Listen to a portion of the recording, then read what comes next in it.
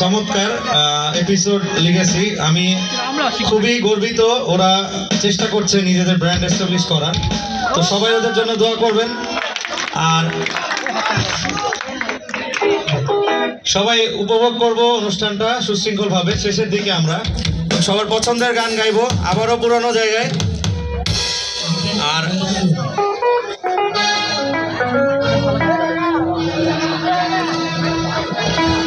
আমি একটু অনুরোধ করব সবার পছন্দের গান আমাকে জানাতে। কি গান শুনতে চাও আমার কাছ থেকে?